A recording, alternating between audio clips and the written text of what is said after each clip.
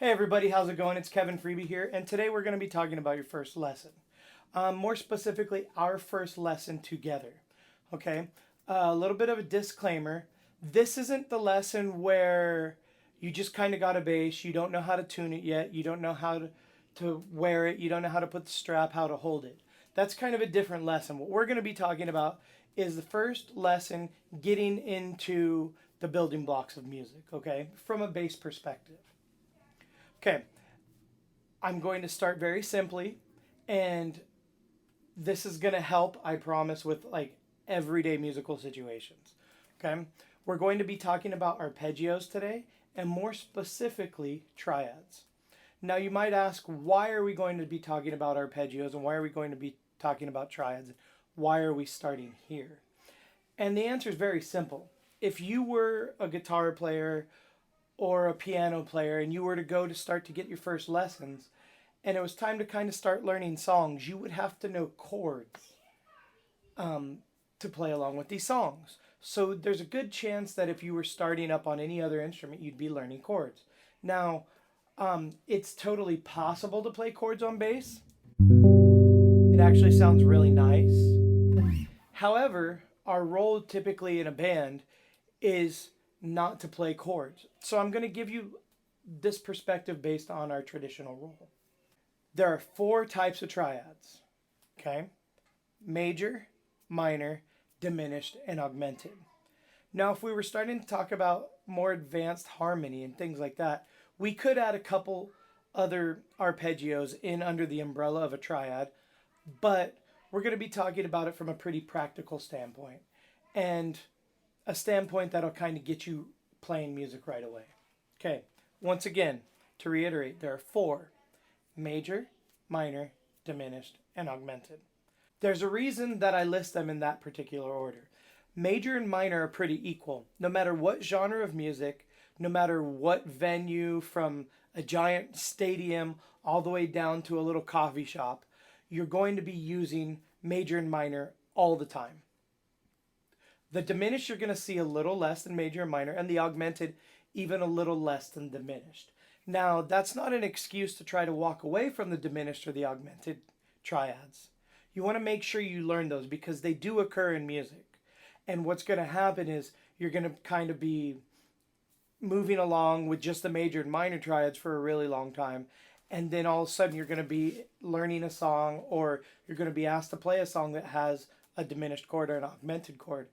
And you're going to realize at that moment that you should have practiced those. Okay? I'm going to go ahead and demonstrate them and kind of get you into the inner workings of them. Okay, I'm going to start on the note C. So here's C on the 3rd fret of our A string. Now there's another C that occurs on the 8th fret of our E string, and if you listen, it's a lot warmer sounding. Here's the 3rd fret. Sounds good. This one sounds a little fatter. A little more bass-y, if you will. Okay? So I like to start here. I like the way it sounds. I like the way it feels. So we have our root note, C, and that's going to be followed by a major 3rd. And then we have a 5th, perfect 5th. And then we have an octave. Okay? So together we get a major triad.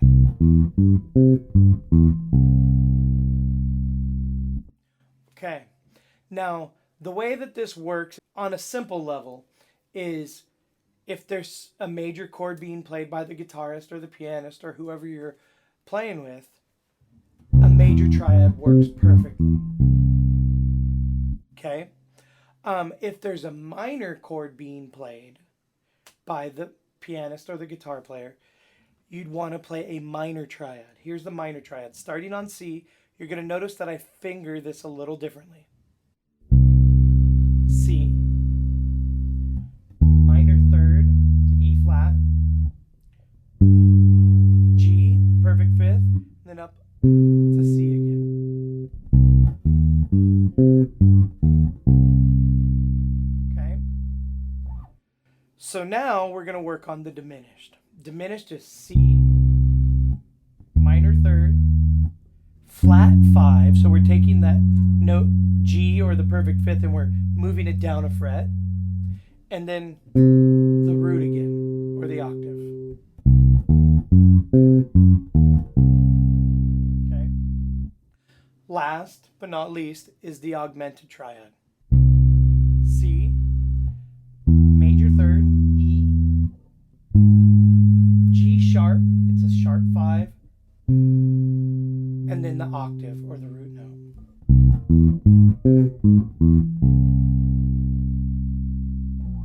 Okay, so once again to reiterate, 4 triads: major, minor, diminished, augmented.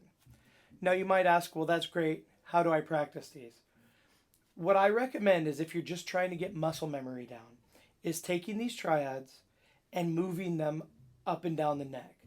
On another video that I'll be putting out soon, we're going to talk about the different fingerings of the triads.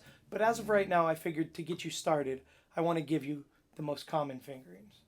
So what I would do as a starting point is I would go ahead and play this triad shape, and I would move up and down the fretboard at whatever tempo that you can. Obviously, you'd want to start off slow, and as you get better at it and your hands get more familiar, you'd want to go ahead and then increase the tempo. Real quick, it's really simple, and this is all I mean.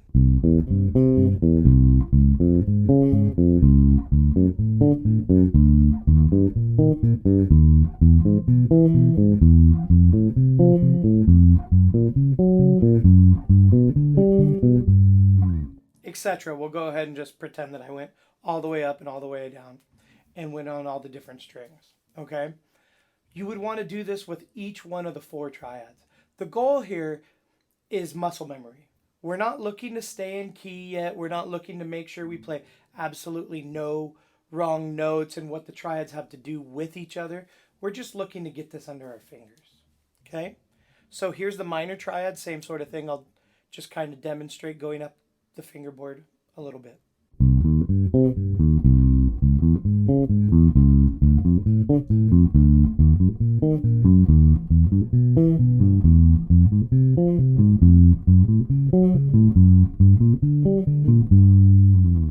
Etc. I will do the same with the diminished. Once again, 1, flat 3, flat 5, root.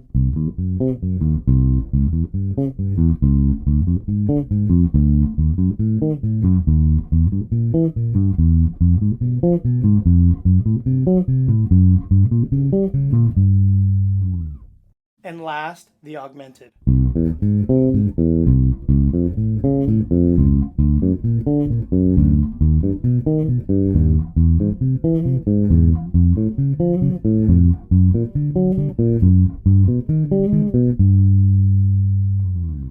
So once again, to reiterate, 4 triads: major, minor, diminished, and augmented.